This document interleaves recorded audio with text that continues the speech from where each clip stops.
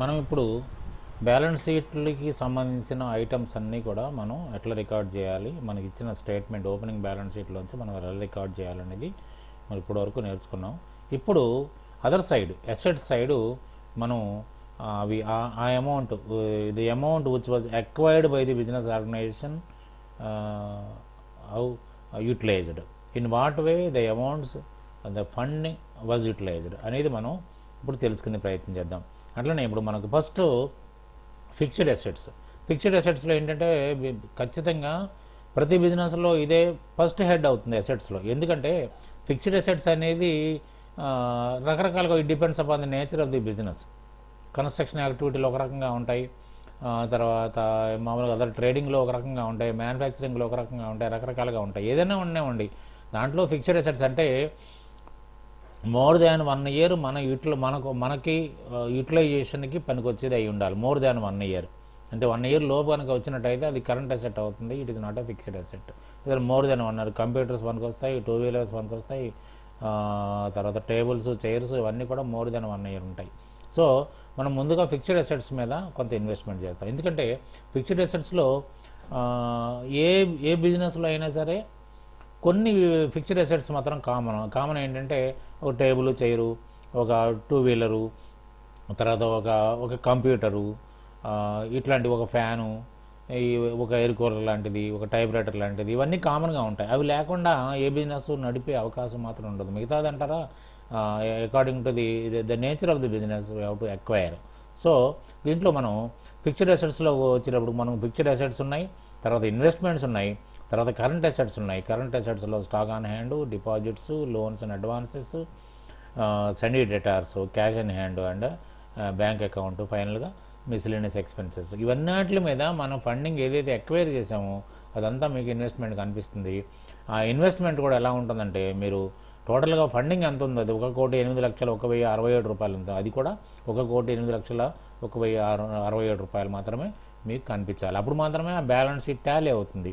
ఇప్పుడు సో మనం దీన్ని కూడా మనం ఎట్లా టాలీలోకి వెళ్ళి ఎలా ఎంటర్ చేస్తామనేది మనం నేర్చుకుందాం. దీంట్లో ముందుగా ఫిక్స్డ్ అసెట్స్లో మీకు బ్యాలెన్స్ షీట్లో ఏమొస్తున్నాయి? 2 వీలర్స్ని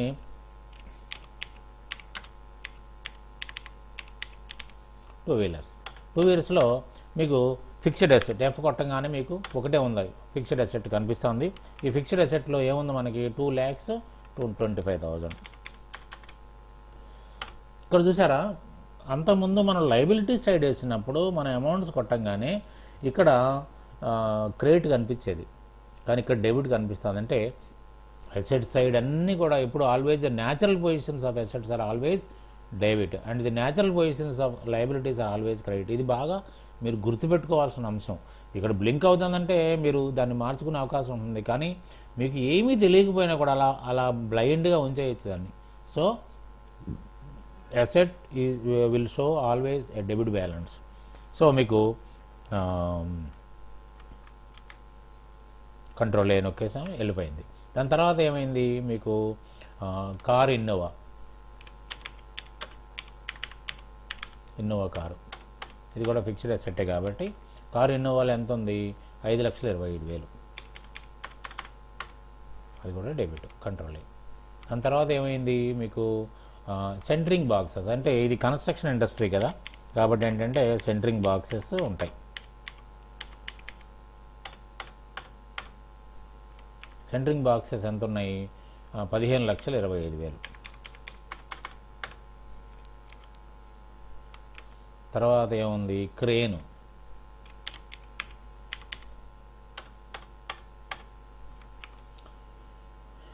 ఎంత ఉంది? 3,25,000. తర్వాత వచ్చేసి ఫర్నిచర్ 1,25,000.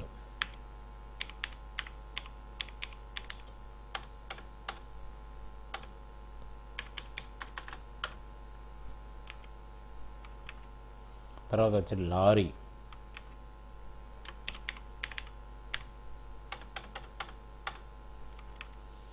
వచ్చి 14,52,820.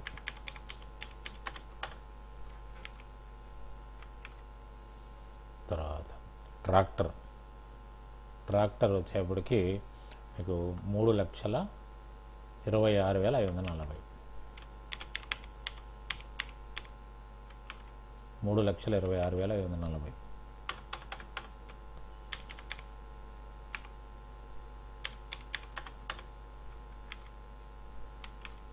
తర్వాత జిరాక్స్ మిషన్ 1,02,000.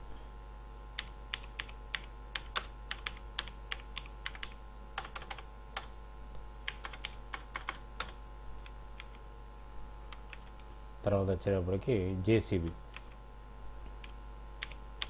ఏంటి తెలుసు కదా, ఎర్త్ మూవర్ 22,28,397.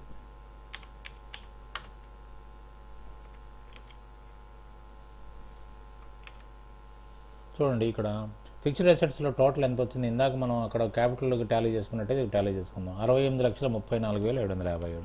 ఇక్కడ కూడా ఫిక్స్డ్ అసెట్స్ 68,34,757. అంటే మనం ఫస్ట్ చేసిన ఐటమ్ కరెక్ట్గా సరిపోయింది. సో అంటే ఇది ఇక్కడ ఎంటర్ అయింది కాబట్టి ఈ గతంలో ఏముంది, మొత్తం టోటల్గా ఈ అమౌంట్ డిఫరెన్స్ ఉండేది. ఇక్కడ మీకు ఈ అసెట్ సైడ్ 68 లక్షలు వేసాం కాబట్టి ఆ డిఫరెన్స్ పోనీ ఇది ఇంకా డిఫరెన్స్ డెబిట్ సైడ్ ఎంత డిఫరెన్స్ ఉంది, ఇంకా ఇది ఇంత మొత్తం మనం తీసుకోవాల్సిన పరిస్థితి ఉంది అన్నారా. దాని తర్వాత ఏముంది, ఇన్వెస్ట్మెంట్స్ వచ్చేప్పటికి ఎఫ్డిఆర్ అంటే తెలుసు కదా, ఫిక్స్డ్ డిపాజిట్ రెసీట్. ఇది ఇన్వెస్ట్మెంట్స్ కింద వస్తుంది. ఎంత వచ్చింది ఇన్వెస్ట్మెంట్స్ కింద, 8,57,375.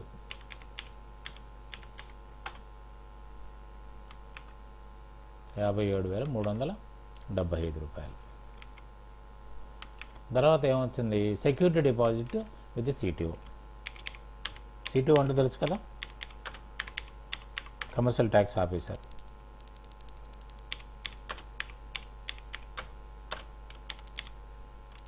ఎందుకంటే మనం లైసెన్స్ తీసుకునేటప్పుడు మనం అతనికి సెక్యూరిటీ డిపాజిట్ పెట్టాల్సిన అవసరం ఏర్పడుతుంది. Small amount 25,000. అది అయిపోయిన తర్వాత మనకి ఇంకేం కనిపిస్తుంది, కరెంట్ అసెట్స్లో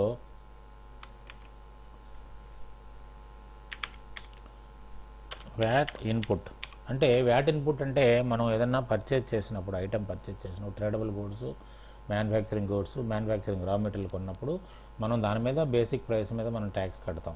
సో మనకి పర్చేజ్ వాల్యూ వచ్చేటప్పటికి బేసిక్ ప్రైస్ని తీసుకోవాలి. ఏదైతే ట్యాక్స్ కట్టామో అంటే మనం కట్టిన tax, this is adjustable against the tax collected from buyers in the form of VAT output. So VAT input అనేది మీకు కరెంట్ అసెట్స్లోకి వచ్చేస్తుంది అన్నారా. ఎంత వచ్చింది, 76,500. దాని తర్వాత ఏమొస్తుంది మీకు, ప్రీపెయిడ్ ఇన్సూరెన్స్.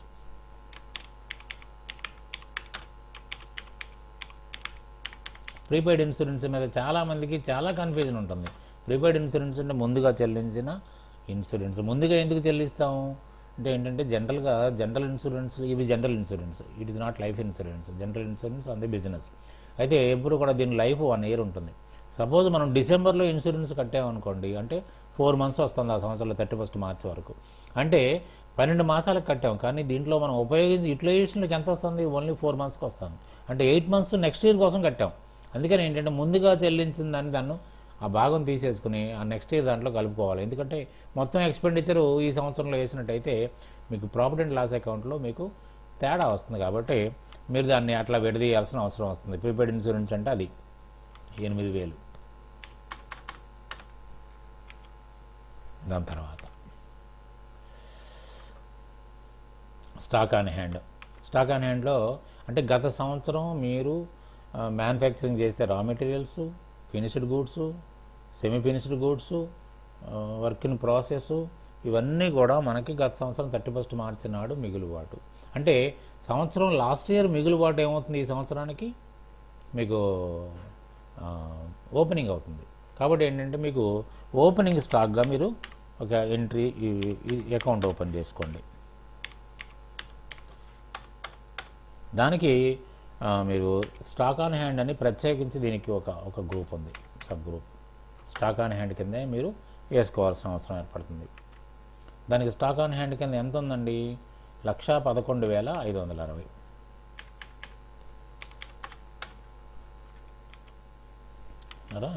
దాని తర్వాత వర్క్ ఇన్ ప్రోగ్రెస్ అంటే ఇప్పుడు వర్క్ ఇన్ ప్రోగ్రెస్ అంటే కాంట్రాక్ట్స్లో చెప్పాం కదా, నేను గ్రూపింగ్లో చెప్పినప్పుడు చెప్పాను ఏంటంటే మనం unbilled work finished but not billed. ఎందుకంటే దాంట్లో మనకి అది దానికి రీచ్ కాకపోతే, ఆ స్టేజ్కి రీచ్ కాకపోతే మనం ఆ బిల్ నెక్స్ట్ మంత్ పెడతాం. So unbilled amount work finished but not billed, అదే దాన్ని వర్క్ ఇన్ ప్రోగ్రెస్ కూడా మనం దీంట్లోనే పెట్టుకోవాల్సి వస్తుంది. అదే మ్యానుఫ్యాక్చరింగ్ అయితే వర్క్ ఇన్ ప్రాసెస్ అవుతుంది. ఇది కూడా మీకు స్టాక్ ఆన్ హ్యాండ్ కిందనే పెట్టుకోవాలి. Work in progress 1,20,000.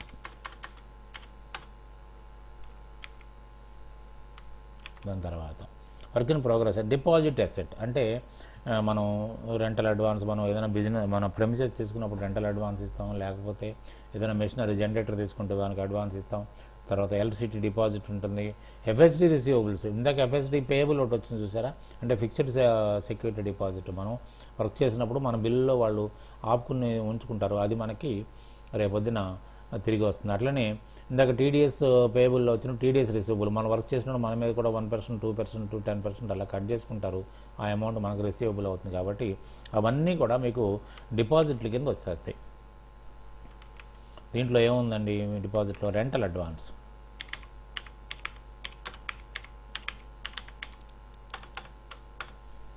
రెంటల్ అడ్వాన్స్లో దేని కింద వస్తుంది మనకి? డిపాజిట్ అసెట్ కింద వేసుకోవాలి. Deposit asset is a sub group. దాంట్లో మీకు రెంటల్ అడ్వాన్స్ ఎంత ఉందండి? 1,50,000.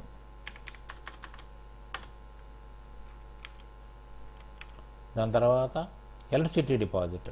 మీకు ఎలక్ట్రిసిటీ మీటర్ తీసుకున్నప్పుడు కూడా మీకు డిపాజిట్ కట్టాల్సి వస్తుంది.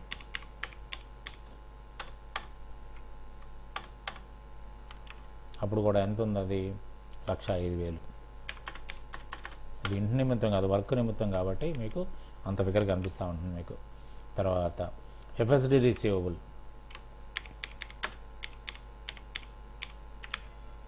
అక్కడేమో పేయబుల్స్ కనిపిస్తుంది, ఇక్కడ ఎఫ్ఎస్డి రిసీవబుల్ కనిపిస్తుంది. రిసీవబుల్ 3,60,000. తర్వాత ఏముంది మీకు? టీడీఎస్ రిసీవబుల్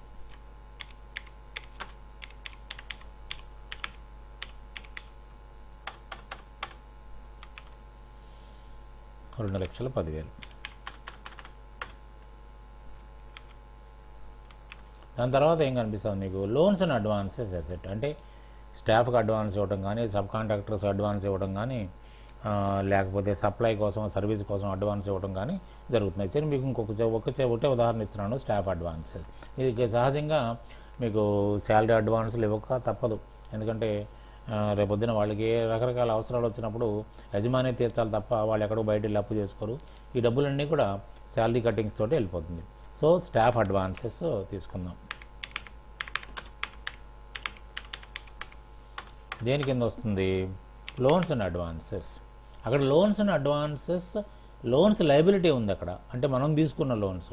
ఇక లోన్స్ అండ్ అడ్వాన్సెస్ అసెట్ అని ఉంచండి, అంటే మనకి తిరిగి వచ్చేది. సో ఆ డిఫరెన్స్ మీరు గమనించాలి. Loans and advances 2,50,000.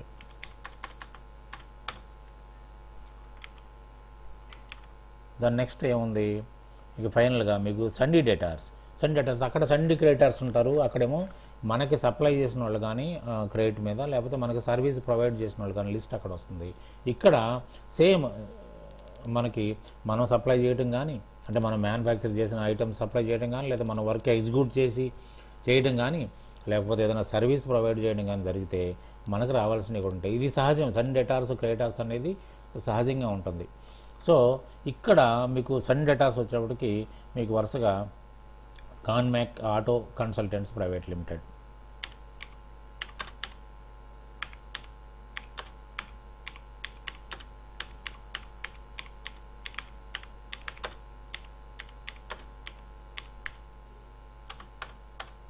ఇక్కడ ఏమని రాస్తాం? సన్నీ డేటార్స్.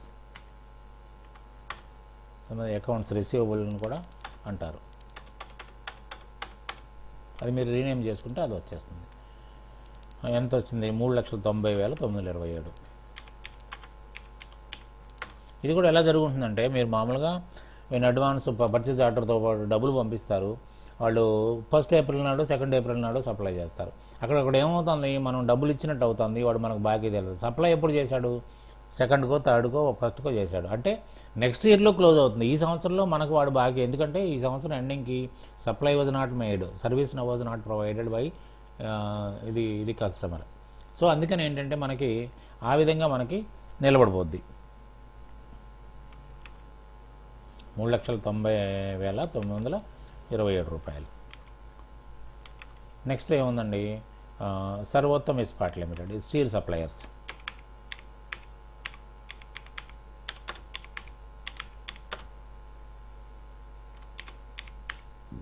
ఇవన్నీ మీకు ఇవ్వటంలో కారణం ఏంటంటే, మీకు న్యాచురల్ పొజిషను ఈ పేరులో కొన్ని మీరు వినడానికి ఈనుండి కూడా, సర్వోత్తమ్ ఇస్పాట్ అనేది స్టీల్ సప్లయర్స్ మీరు ఈనుండి కూడా ఉంటుంది. ఎందుకంటే ఒక న్యాచురల్ పొజిషన్, ఏదో డమ్మీ ఎంట్రీ ఇచ్చి ఇది పాస్ అయ్యిందంటే ఎప్పటికీ మీరు ఒరిజినల్ అకౌంట్స్లోకి వెళ్ళలేరు, దాన్ని చేయలేరు, అవగాహన కాదు. కాబట్టి ఏంటంటే మీకు న్యాచురల్గా ఉండటం కోసం న్యాచురల్ బ్యాలెన్స్ షీట్, మేము ఆడిటర్స్ కాబట్టి మాకు మేము అందుబాటులో ఉన్న డేటాని మీకు ఇది ప్రిపేర్ చేయడం జరిగింది. ఇంకోటి ఏంటంటే, మీరు ఇప్పుడు ఇది ఫస్ట్ స్టేజ్. సెకండ్ స్టేజ్ ఏంటంటే vouching of entries. Vouching of ఎంట్రీస్లో మీరు చాలా చూస్తారు, స్క్రీన్ డిఫరెన్సెస్, స్క్రీన్లో రకరకాల స్క్రీన్లు, కలర్స్ వదిలిపెట్టండి, అసలు ఎందుకు అలా చేశారు అనేది మీకు చాలా అవగాహన అవుతుంది. దాంట్లో మీకు ఎక్స్ప్లెనేషన్ ఈజీగా ఉంటుంది, మీకు అర్థమయ్యేటట్టుగా ఉంటుంది. కాస్త కొంచెం కాన్సన్ట్రేషన్ చేస్తే సరిపోద్ది. సర్వోత్తమ్ ఇస్పాట్ ఎంత ఉందండి? 3,45,415.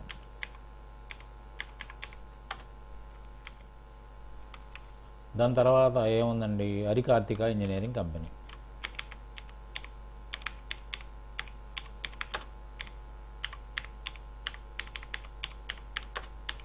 ఏదో ఏబీసీ కంపెనీ అని ఏదో ఇచ్చేయచ్చు, కానీ నేను అలా ఇవ్వలేదు. ఎందుకంటే మీకు న్యాచురల్ పొజిషన్ తెలియాలి. ఇటువంటి వీళ్ళు పలానా మీరు ఎప్పుడన్నా చూసినప్పుడు హరికార్తిక మనం చూసాం, మన బ్యాలెన్స్ షీట్లో మనం చేసాం, లేకపోతే సర్వోత్తమ్ ఇస్పాట్ మనం చూసాం, ఇవన్నీ కాన్మాక్ మనం చూసాం.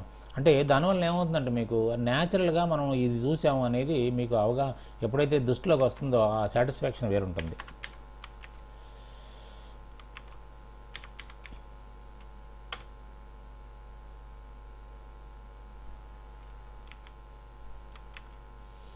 తర్వాత నెహ్రూ ఫ్యాబ్రికేటర్స్.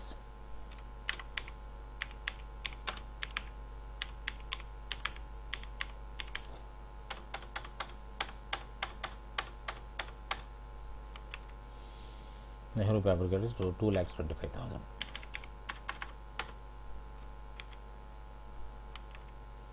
తర్వాత శ్రీ గణేష్ ఏజెన్సీస్.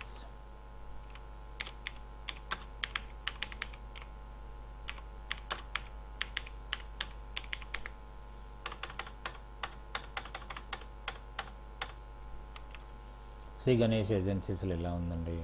1,25,000. దాని తర్వాత ఫైనల్గా దీంట్లో వేణుగోపాల్ ఎలక్ట్రికల్స్ ప్రైవేట్ లిమిటెడ్.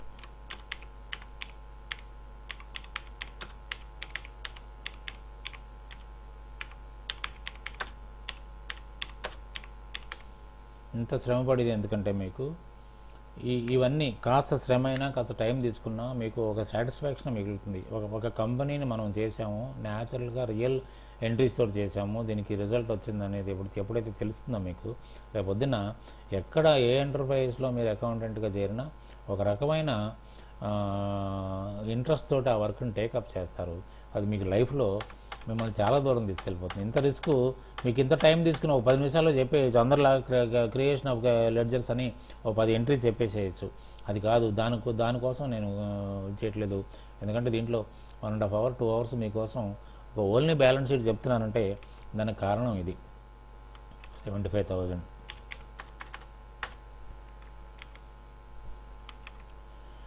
తర్వాత cash in hand.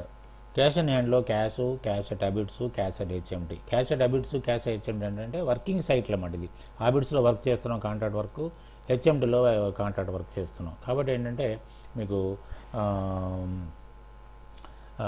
Cash in హ్యాండ్లో మీకు అది మీ ఇంకోటి ఏంటంటే ఇందాక మీకు చెప్పాను నేను ఆల్రెడీ ఒక 2 లెడ్జర్స్ ఓపెన్ అయి ఉన్నాయి, క్యాష్ ఇన్ హ్యాండ్ని profit and loss account. So cash in hand మీరు ఓపెన్ చేయలేరు. చూడండి ఇక్కడ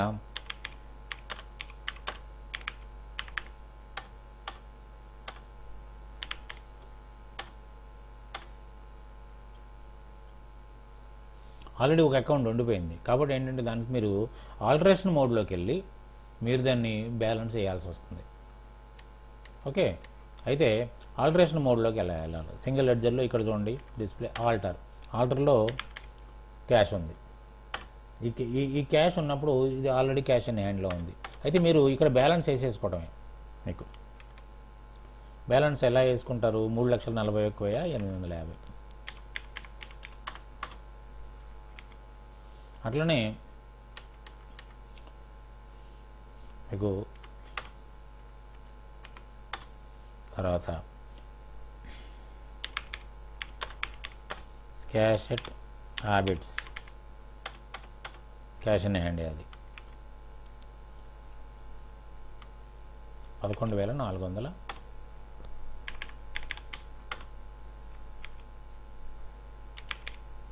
క్యాష్ ఎట్ హెచ్ఎండి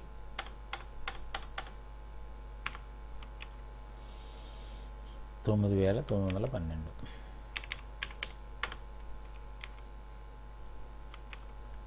ఇక ఫైనల్గా మీకు ఏముంది? ఒక బ్యాంక్ అకౌంట్ ఉంది. బ్యాంక్ అకౌంట్లో ఇప్పుడు అక్కడ కూడా బ్యాంక్ అకౌంట్ వచ్చింది. Bank OD and OCC liabilities ఇప్పుడే చేసినాం. అయితే దీంట్లో బ్యాంక్ అంటే this is a current account, that is a loan account. Loan accounts కాబట్టి అక్కడ లైబిలిటీ సైడ్ ఉంది. అంటే లోన్ తీసుకున్నాం అంటే మళ్ళీ తిరిగి తెచ్చాల్సింది కాబట్టి అక్కడ ఆబ్లిగేషన్లో పడ్డాయి. ఇక్కడ బ్యాంక్ అకౌంట్ మన సొంతం, మనం ఎప్పుడైనా క్లోజ్ చేసుకోవచ్చు. You are not at obligation to pay anything to the our banker. So state bank of Hyderabad అనేది కరెంట్ అకౌంట్ ఇక్కడ. సో మీరు దీన్ని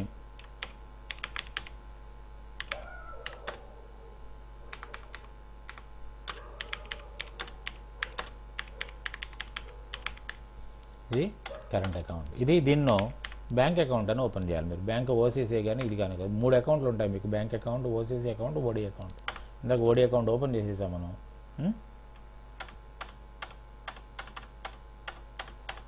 ఇక్కడ బ్యాంక్ అడ్రస్ అదంతా రాసుకుంటే సరిపోతుంది. మీకు ఎంత కనిపిస్తుంది? ఇక్కడ 65,000 రూపాయలు కనిపిస్తుంది. చూసారా? ఈ 65,000 చూడండి, 1,08,1,08,1,067 రూపాయలు ఇది లైబిలిటీ సైడ్ వచ్చింది, ఇది అసెట్ సైడ్ వచ్చింది. అంటే రెండు మనకి టాలీ అయినాయి. ఇక్కడ చూడండి మనకి ఇక్కడ ఏమైంది? 2 బ్యాలెన్సెస్, ఇది క్రెడిట్ బ్యాలెన్స్, ఇది లైబిలిటీ సైడు, ఇది అసెట్ సైడ్, 2 మనకి టాలీ అయినాయి. అంటే మనకి ఇచ్చిన స్టేట్మెంట్ని తూచా తప్పకుండా దాంట్లో మనం ఎంటర్ చేసినట్టు లెక్క. 2 మనకి టాలీ అయిన, ఏ డిఫరెన్స్ మనకి రాలేదు. డిఫరెన్స్ వస్తే మళ్ళీ ఆల్టరేషన్ మోడ్లోకి వెళ్ళి మన ఫిగర్స్ మార్చుకుంటే సెట్ అవుతుంది. ఎందుకంటే మీరు చదువుకున్న రోజుల్లో ట్రయల్ బ్యాలెన్స్ చాలా ఇబ్బందులు పెట్టి ఉంటుంది, కానీ దీంట్లో ఎక్కడ ఇబ్బంది పెట్టే సమస్య లేదు. కాకపోతే మీరు చేయాల్సింది ఏంటంటే కాన్సన్ట్రేటివ్గా చేయాలి తప్ప ఏదో అన్ని మనసుకుంతో అయిపోద్ది, ఈ ఎంట్రీ వేస్తే మన పని అయిపోద్ది అనుకుంటే మాత్రం మీ పని అయిపోద్ది. ఖచ్చితంగా దాన్ని కాన్సన్ట్రేషన్ చేసి చేయాలి. ఇంకొకటి మీరు గమనించింది ఏంటంటే ఇప్పుడు మీరు బ్యాలెన్స్ షీట్లో రాసిన ఏంటి? లైబిలిటీ సైడ్, అసెట్ సైడ్ రాశారు తప్ప రెవెన్యూ సైడెడ్ గ్రూప్స్ మీరేమి రాయాల. రెవెన్యూ సైడ్ గ్రూప్స్కి లైఫ్ ఉండదు. Those will be called as a temporary nature accounts. ఇప్పుడు ఇవన్నీ పర్మనెంట్ నేచర్. అంటే these balances will be transferred to the next year. But whereas the revenue related groups, that is sales కానీ, purchase కానీ, expenditures కానీ, incomes కానీ, ఇవన్నీ కూడా it is permitted to 1 year. అంటే 31st మార్చికి ఎట్టి పరిస్థితులు అవి క్లోజ్ కావాలి. కాబట్టి ఏంటంటే దాని బ్యాలెన్సెస్ ఎక్కడ కూడా దాని రిజల్ట్ ఏమవుతుంది? ఇక లాభం వస్తే లాభం మీరు పార్ట్నర్స్ క్యాపిటల్కో ప్రొప్రైటర్ క్యాపిటల్కి వెళ్ళిపోద్ది. That will be added to the running capital. Loss వస్తే that will be deducted from the running capital. కాబట్టి మీకు నెట్ రిజల్ట్ ఇక్కడ ఉంటుంది. కాబట్టి నెట్ రిజల్ట్ దీంట్లో యాడ్ అయిపోయి ఉంటుంది. ఇప్పుడు క్యాపిటల్స్ ఉన్నాయనుకో, నెట్ రిజల్ట్ దాంట్లో యాడ్ అయిపోయి ఉంది 31st మార్చి నాడు. కాబట్టి మీకు ఏమి సపరేట్గా మీకు ఇక్కడ కనపడదు. కాబట్టి ఏంటంటే మీకు ఎట్టి పరిస్థితుల్లో గుర్తుపెట్టుకోండి, క్రియేషన్ ఆఫ్ గ్రూప్స్ వచ్చేటప్పటికి ఏదో ఒక 10 ఎంట్రీస్ ఇచ్చి దానికి ఇది ఇండైరెక్ట్ ఎక్స్పెన్సెస్, ఇది ఇండైరెక్ట్ ఇన్కమ్, ఇది డైరెక్ట్ ఇన్కమ్ అని నోట్ చేసి ఆ విధంగా నేర్చుకోవడం వల్ల మీకు జరిగే ఉపయోగం ఏమీ లేదు. ఈ విధంగా నేర్చుకోవడం వల్ల ఏంటంటే నేను ఒక లయబిలిటీస్ సైడ్ని చూడగలిగాను, అసెట్ సైడ్ని చూడగలిగానని భావన మీలో కలిగిపోతుంది. తర్వాత ఇంకోటి కూడా చూడండి, ఇప్పుడు చూడండి ఇదంతా అయిపోయింది. తర్వాత మనం ఇప్పుడు ఇవన్నీ రికార్డ్ చేసాం, కానీ మరి నేను టాలీలో చూడాలనే ఆతృత అయితే మీకు ఉంటుంది కదా. ఇప్పుడు కూడా ఓచర్స్ నో ఓచర్స్ ఎంటర్డ్, ఎందుకంటే ఓచర్స్ ఇప్పుడు ట్రాన్సాక్షన్స్ మాత్రమే, మీరు పర్చేస్ సేల్స్ ఎక్స్పెండిచర్ ఇవన్నీ చేసినప్పుడు మాత్రమే. ఇక్కడ వరకు ఆ ట్రాన్సాక్షన్స్ బిగిన్ చేయలే మనం, 1/4 ఇంకా మనకు స్టార్ట్ కాలే, 31st మార్చి నాటిది తీసుకొచ్చుకున్నాం అంతే మనం. అయితే ఫైనల్ అకౌంట్స్లో మీకు వెళ్ళి చూసినట్టయితే మీకు బ్యాలెన్స్ షీట్ కనపడాలి, ప్రాఫిట్ అండ్ లాస్ అకౌంట్ కనపడాలి, ట్రయల్ బ్యాలెన్స్ కనపడాలి. Trial balance is not a final account of course. మీకు ఫైనల్ అకౌంట్స్లోకి వెళ్ళండి. అకౌంట్స్లోకి వెళ్తే మీకు ఏం కనిపించింది, balance sheet, profit and loss account కనిపించింది. బ్యాలెన్స్ షీట్లో చూడండి, ఇక పార్ట్నర్స్ క్యాపిటల్ ఇక్కడ చూడండి 1,08,01,000, ఇక్కడ కూడా 1,08,01,000. అయితే మీకు దాని స్వరూపం చూడండి, పార్ట్నర్స్ క్యాపిటల్ అన్నాం, అక్కడ ఏ పేర్లు రాసాము, ఇన్నర్ కాలంలో పేర్లు వచ్చినాయి, టోటల్గా ఇక్కడ వచ్చింది. బ్యాంక్ ఓడి ఇది, సెక్యూర్డ్ లోన్స్ ఇది, అన్సెక్యూర్డ్ లోన్స్ ఇవి, సో డ్యూటీస్ అండి ఇది. సరే మీకు ఓపెనింగ్ ప్రాఫిట్ అండ్ లాస్ అకౌంట్లో మీకు అక్కడ ప్రాఫిట్ అండ్ లాస్ అకౌంట్ వచ్చి బ్యాలెన్స్ వచ్చే అవకాశం లేదు. Profit and loss account was apportioned among the partners. So మీకు ఇక్కడ కనపడి undistributed profits reserves surplus account ఉంటే మాత్రం కనిపిస్తుంది, లేదా కనపడదు. సో ఇక్కడ దీనికి ఇది బ్లాంకే మీకు. So fixed assets, investments item wise మనం ఎంటర్ చేసింది చూసారా, ఎంత క్లారిటీగా మీకు ఇక్కడ కనిపిస్తుంది మీకు. సరే ఆ రెండు టోటల్స్ ఈజీ అని, అంటే మీరు ఎంటర్ చేసింది యాజ్ ఇట్ ఈజ్గా టాలీలో ఇలా చూడగలుగుతున్నారు మీరు, ఉన్నారా. దాని తర్వాత అట్లనే మరి ఒక బ్యాలెన్స్ షీట్లోనే ఎంటర్ అయింది, మరి ప్రాఫిట్ అండ్ లాస్ అకౌంట్లో ఎంటర్ కాదని మీరు అన్నారు. ఎందుకంటే దాంట్లో మీకు రెవెన్యూ రిలేటెడ్ గ్రూప్స్ అక్కడ ఏం కనపడవు. కానీ మరి ప్రాఫిట్ అండ్ లాస్ అకౌంట్లో కూడా ఏదైనా ఎంటర్ అయిందేమో కూడా మనం చూద్దాం, ఏదైనా ఎంటర్ అయిందేమో అవకాశం ఉందేమో చూద్దాం. చూసారు ఉందండి ఇక్కడ 2,31,560 రూపాయలు ఓపెనింగ్ స్టాక్ ఉంది. అయితే చూడండి ఇది మాత్రమే స్టాక్ ఆన్ హ్యాండ్ మాత్రమే 2 స్టేట్మెంట్స్లో మీకు రిప్రజెంట్ చేస్తుంది. ఎందుకంటే గత సంవత్సరం మిగిలిన స్టాకు మళ్ళీ ఈ సంవత్సరం ఓపెనింగ్ అంటే రెవెన్యూ అకౌంట్లోకి వచ్చి కలుస్తుంది. అది మళ్ళీ ఈ సంవత్సరం క్లోజింగ్ అంటే ఇయర్ ఎండింగ్ 31st మార్చ్ 2015 నాడు ఎంత బ్యాలెన్స్ ఉందో అంత. అయితే అకౌంటే మనం చేయలేదు కాబట్టి ఓపెనింగ్ బ్యాలెన్స్ ఎంత ఉందో క్లోజింగ్ బ్యాలెన్స్ కూడా మీకు అంతే కనిపిస్తుంది. చూసారా, ఇది ఒక్కటి మాత్రమే మీకు అవకాశం ఉంది తప్ప వేరే దేనికి అవకాశం లేదు. మీరు ట్రావెలింగ్ వేసినా, ఫ్లైట్ వేసినా, ట్రాన్స్పోర్ట్ వేసినా, శాలరీస్ వేసినా ఏది కూడా అది తీసుకోదు. ఉన్నారా, బ్యాలెన్స్ షీట్లోకి వెళ్ళే అవకాశం లేదు. మీరు చేసింది మీరు చూడండి కూడా మీరు చూడలేరు. కాబట్టి ఏంటంటే మీరు చేసింది యాజ్ ఇట్ ఈజ్గా అలా మీరు చూడగలిగారు. సరే ట్రయల్ బ్యాలెన్స్ చూడండి. ఈ ట్రయల్ బ్యాలెన్స్లో కూడా మీరు పార్ట్నర్స్ క్యాపిటల్ వచ్చింది, లోన్స్ లైబిలిటీ వచ్చింది, కరెంట్ లైబిలిటీ వచ్చింది, టోటల్గా వచ్చినప్పుడు ఇది. ఉన్నారా, ఇప్పుడు చిత్రం ఏంటంటే మీకు గతంలో మా రోజుల్లో మేము పుస్తకాలు రాసేవాళ్ళం, ట్రయల్ బ్యాలెన్స్ చేసేవాళ్ళం, టోటల్ చేసేవాళ్ళం, నానా బాధలు పడేవాళ్ళం, టాలీ అయ్యేది కాదు, నానా తిప్పలు పడేవాల్సిన పరిస్థితి వచ్చేది, హెడేక్ వచ్చేసి ఎందుకు ఈ అకౌంట్ చేస్తున్నాం అనిపించేది. కానీ ఈ రోజున మీరు ఏం చేశారు, ఏం చేయలే. మీరు చేసిందల్లా ఓన్లీ ఆ స్టేట్మెంట్ ముందు పెట్టుకుని గత సంవత్సరం ఆడిటెడ్ బ్యాలెన్స్ షీట్నో లేకపోతే ఫైనలైజ్డ్ బ్యాలెన్స్ షీట్ని పెట్టుకుని ఎంట్రీ చేశారు. కానీ 3 స్టేట్మెంట్లో కనిపిస్తుంది మీకు ఇక్కడ. ట్రయల్ బ్యాలెన్స్లో కనిపించింది, ప్రాఫిట్ అండ్ లాస్ అకౌంట్లో కనిపించింది, బ్యాలెన్స్ షీట్లో కనిపించింది. మీరు ఏం ప్రిపేర్ చేయలేదే, ఆటోమేటిక్గా ఎంత క్లారిటీగా కనిపిస్తుంది చూడండి.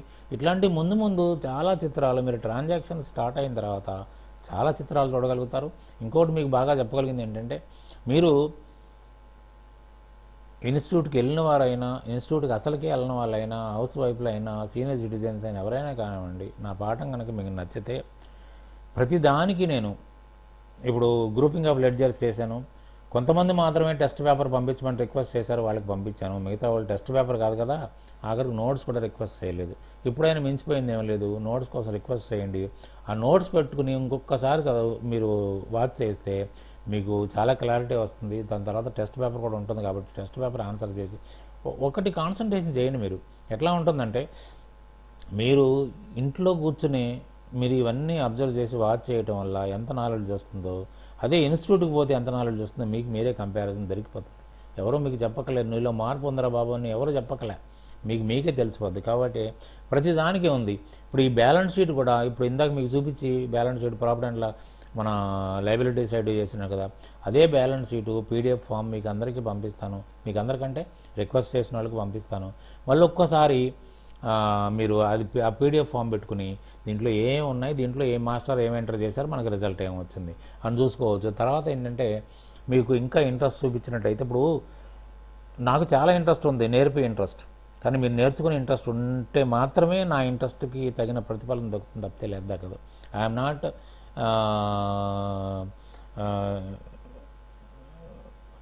Requiring anything from you except your interest to show on my classes. కాబట్టి ఏంటంటే మీరు అది చూపించండి. తర్వాత ఏంటంటే ఒక లయబిలిటీస్ అసెట్స్ని డివైడ్ చేయకుండా ఒక స్టేట్మెంట్ పంపిస్తాను, దాని మీద బ్యాలెన్స్ షీట్ మీద టెస్ట్, దాన్ని మీరు చేసి నాకు పంపిస్తే నేను ఆన్సర్ చేసి మీకు పంపిస్తాను. తర్వాత కరెక్ట్ బ్యాలెన్స్ షీట్ కూడా పంపిస్తాను. దాంతో ఏమవుతుందంటే మీరు ఎంత బ్రైట్ అవుతారంటే, మీరు చాలామంది మీలో ఓపెనింగ్ బ్యాలెన్స్ షీట్ అనేది చూసుంటారని నేను అనుకుంటాను, చూసుంటే అదృష్టవంతులే, చూసుంటారని అనుకుంటాను. ఎక్కువ శాతం మంది ఇన్స్టిట్యూట్స్లో ఇంత టైం తీసుకుని చెప్పడానికి ముందుకు వెళ్ళట్లేదు. కాకపోతే నాకు ఆ కమర్షియల్ ఆలోచన లేదు, మీ అందరినీ ఎడ్యుకేట్ చేద్దామనే ఉద్దేశంతో చేశాను. ఇప్పటికైనా సరే మీలో ఎవరైనా సరే, చూస్తున్న వాళ్ళు చాలామంది కనిపిస్తున్నారు, కొద్దిమంది మాత్రమే నోట్స్ని అడుగుతున్నారు, కొంతమంది టెస్ట్ పేపర్స్ అడుగుతున్నారు. మీరు ఇప్పటికైనా మీరు నాకు టెస్ట్ పేపర్ కోసం, నోట్స్ల కోసం రిక్వెస్ట్ పెట్టండి, నేను చేస్తాను. అట్లే కాకుండా ఇందాక ఎవరు ఆయన మెడ్రాస్ నుంచి నాకు ఇంటర్వ్యూకి నాకు కావాల్సిన డౌట్స్ ఉన్నాయి సార్ అంటే, నేను ఓపికతో ఒక పావుగంట నాతో మాట్లాడాడు. మీరు ఎప్పుడు కూడా నేను మీ మాస్టర్ని అనుకోండి, హ్యాపీగా ఎప్పుడైనా సరే మన డే అవర్స్లో ఎప్పుడైనా మీరు ఫోన్ చేయండి, ముందుగా నా టైం తీసుకోండి, మీకు టైం ఇస్తాను, మాట్లాడండి, మీరు క్లారిఫై చేసుకోండి. తర్వాత ఇంటర్వ్యూస్ మీద వాటి మీద నేను చాలా నోట్స్లు ప్రిపేర్ చేశాను, 60-70 పేజీల నోట్స్లు ఉంటాయి, మీకు అందరికీ సెండ్ చేస్తాను. కానీ ఎప్పుడు సెండ్ చేస్తానంటే, నాకు ఒక రకమైన ఒక పిచ్ అనుకోండి, పైచం అనుకోండి, అవతల వాడి ఇంట్రెస్ట్ని బట్టి నేను ఇంకా మీకోసం ప్రిపేర్ చేయడానికి ప్రయత్నం చేస్తాను. అంతేగాని నేను ఊరికేదో నా ప్రోపకాండ కోసం పంపించడం వల్ల అది మిస్యూజ్ అయిపోతాయి, దానివల్ల నా కృషి కూడా ఒక ఫలితం దొరకదు. కాబట్టి ఇప్పటికైనా మీరు అర్థం చేసుకుని, మీరు మీ ఇన్ని ఎపిసోడ్స్లో నా అడ్రస్, టెలిఫోన్ నెంబర్లు కూడా ఉంటాయి, మీరు దాన్ని చెయ్యండి. కంపల్సరీగా నేను మీకు పంపించి ఏర్పాటు చేస్తాను. తర్వాత దీనిపైన ఇప్పటివరకు జరిగిన లెసన్స్ మీద మీ అభిప్రాయాలు కూడా కామెంట్స్ రూపంలో తెలియజేశారనుకోండి, ఇంకా నా తప్పులు ఏదైనా ఉంటే నేను రెక్టిఫై చేసుకోగలుగుతాను. ఇంకా మీకు బెటర్ లెసన్స్ మీకు ప్రజెంట్ చేయడానికి నేను అన్ని రకాలుగా ప్రయత్నం చేస్తాను. కాబట్టి ఇంతటితోటి ఈ పాఠాన్ని, బ్యాలెన్స్ షీట్ని, ఓపెనింగ్ బ్యాలెన్స్ షీట్ని ముగించి తర్వాత పాఠాన్ని వేరే విధంగా స్టార్ట్ చేస్తాను. నమస్తే.